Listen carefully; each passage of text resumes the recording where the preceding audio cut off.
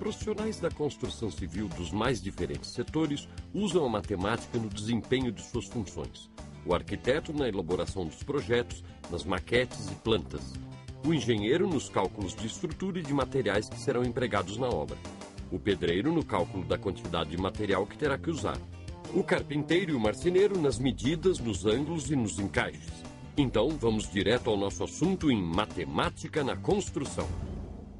Dentre as profissões que se utilizam de matemática do começo ao fim, as ligadas à construção civil estão entre as campeãs. Vou conversar aqui com a professora Lilian. Lilian, construção civil é um campo fértil para explorar a matemática, não é verdade? É verdade. Aqui a gente consegue ver um monte de profissões, que nem engenharia, arquitetura. O mestre de obras trabalha com muita matemática. Dá para trabalhar muitos conteúdos no currículo do ensino fundamental, como por exemplo, plantas baixas. Até mesmo multiplicação dá para trabalhar aqui. Por exemplo, você consegue ter uma vaga ideia de qual é a altura desse prédio aqui? Esse edifício? Assim de cara, não, mas se a gente contar os andares, provavelmente vai dar para fazer essa conta. Eu acho que tem uns 25 andares. Acho que sim. Acho que então, tem uns 25 andares mesmo. Imaginando que, por exemplo, o pé direito de cada prédio, ou seja, a altura entre o chão e o teto dos apartamentos, cerca de 3 metros, eu arriscaria dizer que tem 75 metros. Há uma boa estimativa para esse prédio. Tem que pensar que tem aqui o chão, que tem um pé direito maior, lá em cima talvez na cobertura tem um pouquinho mais, talvez uns 80 metros. Uns 80. A gente podia propor para os alunos produzir uma informação e justificar essa informação. Né? Quer dizer, esse diálogo que a gente está tendo aqui, por exemplo, tirar da sala de aula. Um aluno pode falar que ele acha que tem 20 metros, ele pode achar que cada andar tem altura de 2 metros, mas trabalhar dentro de um intervalo. E aí é interessante até pensar no tamanho da porta e por que esse argumento de ter 2 metros. Você sabe quanto é que mede uma porta padrão? Uma porta padrão mede 2,10. Os professores podiam investigar isso, né? Um bom começo para ver quanto que tem um prédio. Você sabe como é que eu busco essas informações quando eu preparo atividades para os alunos? Eu vou naqueles cadernos de construção que tem nos jornais domingo e ali tem as informações técnicas. O tamanho do tijolo, o tamanho da telha e... O preço, o custo de uma obra. A gente pode fazer orçamento. Dá para fazer orçamento também, dá para brincar com as plantas baixas. E fazer uma contagem diária, usando semelhança também, é bem legal. Fazer a planta baixa de uma casa ou apartamento é como fazer o mapa desta casa. Planta baixa é o nome que se dá ao desenho de uma construção, feito em geral a partir do corte horizontal. São representações em escala reduzida dos edifícios.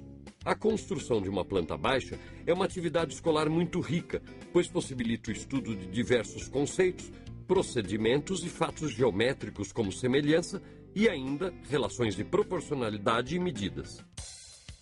A planta baixa permite que se obtenha informações sobre um imóvel, mesmo que ele ainda não tenha sido construído.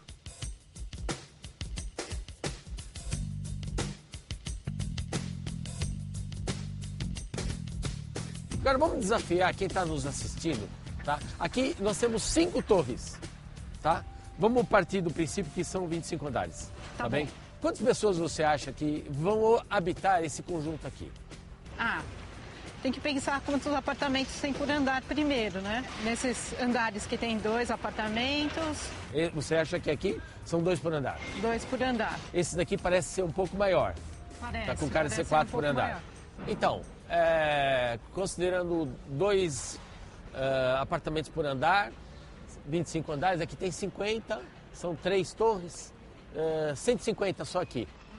E aqui são 4 por andar. 4 por andar. Vai dar quanto? Mas são 2 prédios, né? Que a gente tem aqui. 100 aqui, 100 aqui. 350 apartamentos. Você tem noção a média de pessoas que vivem dentro de um apartamento? 5 pessoas, acho que é um número bom, né? Não, vamos pensar. Isso na época dos meus avós tinha muitos filhos. Tinha muitos filhos. Vamos imaginar 4. Vamos fazer de conta. 4. Então, 4 vezes 350... Dá 700, 1.400. Você tem a técnica de multiplicar dobrando, né? Esse tipo de situação eu acho assim super pertinente para propor para as crianças dar sentido para as operações, fazer os cálculos, pensar em tabuada. O cotidiano está aqui. Né? É saber problematizar, é ter aquele empenho em produzir problemas, não é? Uma conversa com o engenheiro responsável pela obra pode fornecer informações preciosas para pensar e criar problemas e atividades matemáticas escolares. Renan, tira uma dúvida nossa. A gente estava fazendo estimativa em relação à altura do prédio, pé direito. Você que domina as informações técnicas, conta aí pra gente. Bom, aqui a gente tem o pé direito de cada apartamento, são de 3 metros.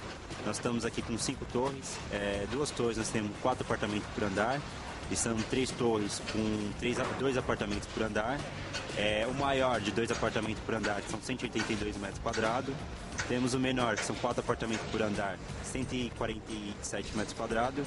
E no total dá 350 apartamentos. Tá? A gente tem as torres aqui numa altura do térreo ao ático, né? A parte mais alta. Ela tem 80 metros de altura. Isso você acertou então, né? E nós temos aqui uma área de terreno de 17 mil metros quadrados, de área construída aí. Agora você falou o pé direito 3 metros, mas eu estou considerando o piso. E a laje? Exato. Também? Isso, exatamente. Nós temos uma laje. Mas assim, a distância entre o piso e o teto, quanto é que dá em torno de 2,70. 2,70, esse é o padrão. Exatamente, é o padrão. Isso daí é interessante para os alunos terem como referência para fazer estimativa de altura de coisas, né? Me diga uma coisa, as escadas têm um padrão?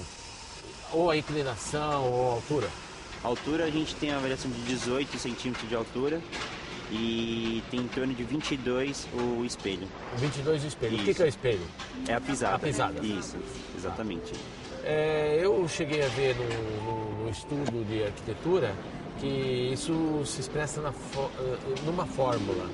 2 vezes o espelho mais a altura e dava 60 e tantos centímetros. Exatamente. Isso, é isso mesmo. Esse é o padrão. Isso. Olhar para essas construções é enxergar em suas estruturas figuras geométricas bem conhecidas, o que nos leva obrigatoriamente a pensar também nos cálculos matemáticos necessários para que elas se mantenham em pé. Por ser o polígono com menor número de lados, muita gente considera o triângulo uma figura geométrica muito simples. Se olharmos apenas do ponto de vista do número de lados, o triângulo é mesmo um polígono muito simples. Mas por trás dessa simplicidade está uma das estruturas mais importantes da geometria. Triângulos são polígonos rígidos. Esta propriedade pode ser observada a partir de uma experiência simples que pode ser feita em sala de aula. Considere 4 varetas articuladas pelas extremidades e monte com elas um quadrilátero. Esse quadrilátero articulado não fica estável e pode assumir formas distintas mesmo que a medida dos lados não se altere. Já com 3 varetas, a única forma possível é o triângulo, que não altera sua forma, somente a posição. E é exatamente pela rigidez de sua estrutura que o triângulo tem inúmeras aplicações. Sempre que se necessita de uma estrutura rígida, o triângulo é uma alternativa viável. A estrutura triangular é empregada em construção de objetos do cotidiano, dos mais simples aos mais complexos, em móveis e utensílios e até em construções de grande porte. Bastam 3 pontos para determinar um plano. Esse fato é conhecido desde a antiguidade e é largamente utilizado nos tempos atuais. Há milhares de anos que os povos conhecem experimentalmente esta propriedade. Ela foi observada por nossos antepassados. Com ela, construíram pontes e telhados firmes para que não desabassem no primeiro golpe de vento. Aprendemos com nossos antepassados e continuamos recorrendo a esse princípio na construção de aparatos de apoio. É por isso que triangulamos estruturas como portões e paredes. Para construir um triângulo com lados medindo 3, 4 e 5 centímetros, por exemplo, primeiro construímos com a régua o segmento AB, de 5 centímetros. Com a ponta do compasso em A e a abertura de 3 centímetros, traçamos um arco de circunferência. Em algum lugar deste arco estará o vértice C. Ele está distante 3 centímetros do ponto A. Com a ponta seca em B e abertura de 4 centímetros, traçamos outro arco de circunferência. Em algum lugar desse arco estará o vértice C, cuja distância ao ponto B é de 4 centímetros.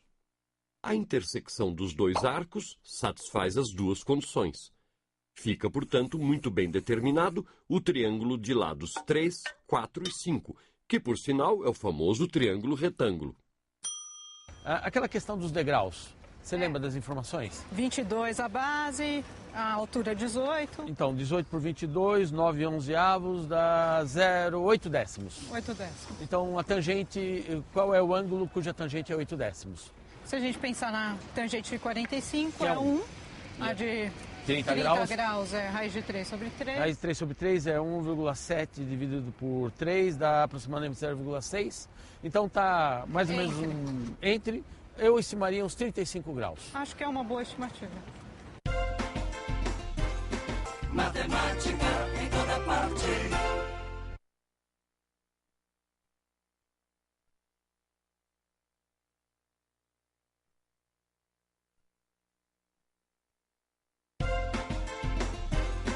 Matemática em toda parte. A atividade do pedreiro, quando assenta os ladrilhos de uma cozinha ou de um banheiro, envolve propriedades e ideias geométricas. Lilian, quando eu estou numa cozinha, num banheiro, pensar nos ladrilhos, eu acho que é uma oportunidade para explorar os polígonos e suas propriedades. Né? Você vê os encaixes perfeitos, tudo isso aí são motivos interessantes para provocar os alunos a pensar nas propriedades dos polígonos. Eu faço um trabalho bem interessante com os meus alunos em relação a isso. A gente brinca justamente de encontrar os ângulos internos dos polígonos através de uma decomposição de triângulos. E aí, então, olhar o ladrilhamento em volta de um ponto com polígonos regulares. Por exemplo, no caso das construções, de modo geral,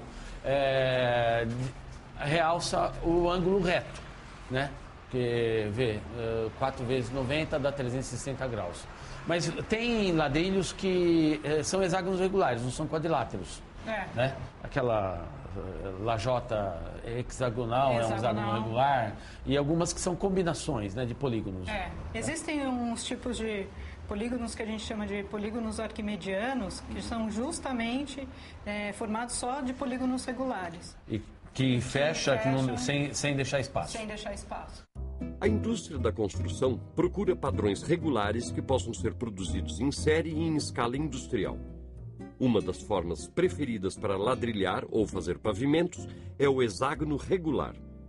De todos os polígonos regulares, apenas o quadrado, o hexágono regular e o triângulo equilátero pavimentam o plano. Dizemos que o polígono pavimenta o plano quando é possível preencher totalmente esse plano com um polígono do mesmo tipo, sem necessidade de sobreposição ou remendos para tapar eventuais falhas ou buracos. O segredo está nos ângulos internos dos polígonos regulares. Mas como um polígono pavimenta um plano? A explicação geométrica é simples. Para completarmos uma volta completa em um plano, é preciso percorrer 360 graus. Então, para que uma figura geométrica qualquer preencha o plano, é preciso que todos os ângulos em torno do ponto onde as figuras se encontram somem exatamente 360 graus. É possível cobrir o plano com ladrilhos em forma de triângulo equilátero, porque seus ângulos internos medem 60 graus, e 60 é um divisor de 360. Do mesmo modo, um quadrado preenche o plano uma vez que seus ângulos internos medem 90 graus, que é um divisor de 360 graus. Finalmente, os ladrilhos em forma de hexágonos regulares também cobrem o plano, pois seus ângulos internos medem 120 graus, e 120 graus é um divisor de 360. E se os ladrilhos tiverem o formato de pentágonos, será possível cobrir o plano? A resposta é não. Não podemos cobrir o plano, porque ao tentar colocar 3 pentágonos regulares lado a lado, em torno de um vértice, cada ângulo interno de um pentágono regular mede 108 graus. E 108 não é um divisor de 360. A soma dos 3 ângulos internos do pentágono é 324 graus, deixando uma folga de 36 graus. Se essa folga for preenchida por outro pentágono regular, ocorrerá uma sobreposição. Os ângulos internos do quadrado, do triângulo equilátero e do hexágono regular são divisores de 360 graus. E por essa razão, esses são os únicos polígonos regulares que preenchem o plano. Essa constatação explica a preferência dos ceramistas e fabricantes de azulejos. É possível cobrir o plano e se obter padrões bonitos, combinando-se mais polígonos regulares. Nessa exploração das propriedades geométricas dos ladrilhos, uma coisa que eu gosto de explorar com as crianças é sobre como as aparências enganam. O que é que você está vendo aqui? Um quadrilátero com todos os lados iguais. Então, definição de losango. Losango. Eu estou vendo um quadrilátero com todos os ângulos iguais. Definição de retângulo. O que pouca gente se dá conta, as crianças vão chamar de quadrado, óbvio, é que o quadrado ele é um caso particular de losango e retângulo, ou seja, ele está na intersecção dessas duas classes de quadriláteros. Os quadriláteros são as formas geométricas que mais a gente vê na estrutura de uma casa, por exemplo. Muitas razões explicam a presença de tantas formas retangulares. A principal delas é que os retângulos são quadriláteros em que todos os seus ângulos são ângulos retos. Quadrilátero mais 4 ângulos retos igual a retângulo. Os quadriláteros que a gente mais vê no dia a dia são os retângulos. A explicação para essa ocorrência é simples e tem a ver com praticidade. Os ângulos retos permitem um encaixe perfeito. Outra vantagem das formas retangulares é que seus lados são paralelos. E essas características facilitam, em primeiro lugar, sua produção em série. Em segundo, seu armazenamento. E até seu transporte fica mais fácil, pois sua acomodação em embalagens padronizadas é possível. Por isso, vemos tantos retângulos por todos os lugares. Mas há outro quadrilátero especial que também é muito útil, o paralelogramo. O paralelogramo é um quadrilátero que tem os lados paralelos, 2 a 2. Para não fazer confusão, é bom frisar que os retângulos são casos especiais de paralelogramos. Retângulos são, portanto, paralelogramos com todos os ângulos iguais. E os quadrados são um caso especial de retângulo onde os 4 lados são iguais. E os losangos? Eles têm todos os lados iguais.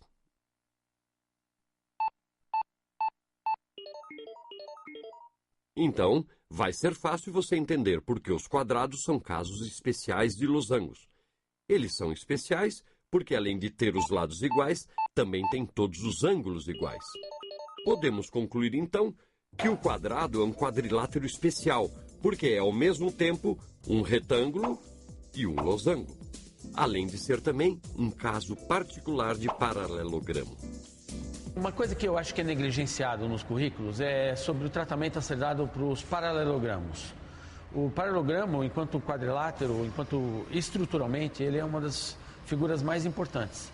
Ele está em vários mecanismos. Por exemplo, você tem vitrô em casa, uma persiana, um fogão. Quer dizer, todo e qualquer mecanismo que exige um paralelismo tem a estrutura do paralelogramo. Veja essa janela, por exemplo. Se olharmos com olhos atentos, podemos observar em sua estrutura uma das propriedades mais importantes dos paralelogramos, o paralelismo.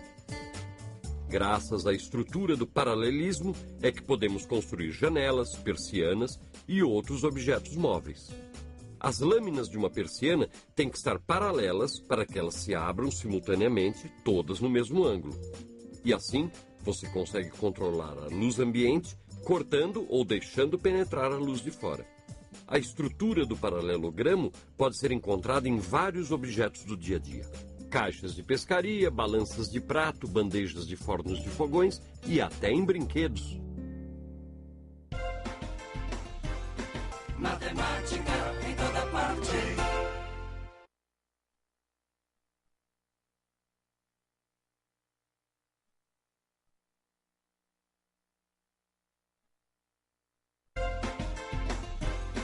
Matemática em toda parte. Veja como a noção de comprimento, área e volume é importante e se articula na solução de um problema de construção. Este pedreiro tem que construir uma piscina. Foi decidido que a piscina terá um formato retangular com 8 metros de comprimento, por 5 de largura e 2 metros de profundidade. Ele usa medidas lineares para marcar direitinho o contorno da piscina. E para fazer o acabamento, ele precisa saber o perímetro para definir quantos ladrilhos serão colocados nas bordas. Então, nosso amigo faz cálculos de área para determinar quantos ladrilhos vai usar no fundo da piscina e nas laterais.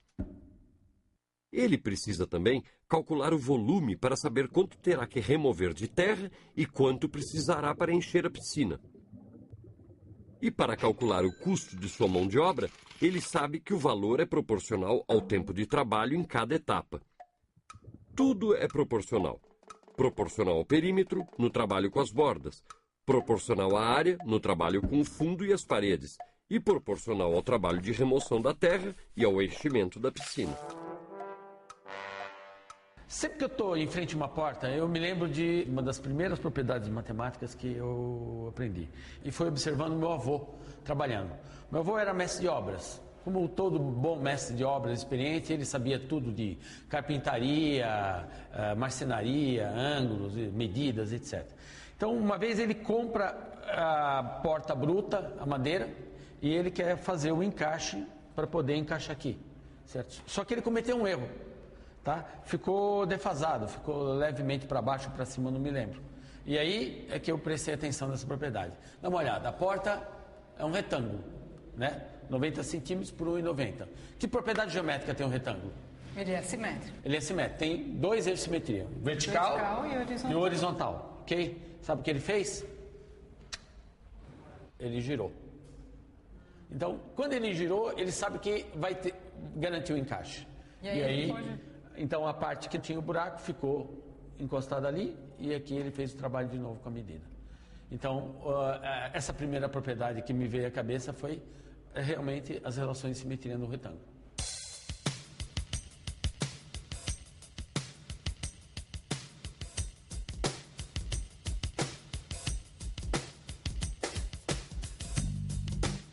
Então, Lilian, você viu que o tema da construção civil, uma casa, ele é rico para explorar atividades matemáticas, não é? Uhum. E você, o que você sentiu disso? Que ideias você tem? Já dá para pensar em vários projetos, né? Usando o jornal, a gente consegue fazer projetos relacionados com orçamento, problematizar o custo de uma obra, quanto que a gente precisa para... quanto seria para pintar uma casa? Na questão da maquete, eles têm que interpretar a planta baixa, mexer com escala, não é isso? É isso. Às vezes, pode ser fácil ou pode ser difícil, dependendo de qual é a sua planta baixa. A ideia da construção da casa é muito rico trabalhar. Pois é, numa obra grande e complexa ou mesmo numa pequena reforma, todos usam muita matemática. E aí na sua escola? O prédio, o pátio, o telhado, olha só quantos espaços você tem para trabalhar conceitos de geometria e álgebra, porque, afinal, tem matemática em toda parte.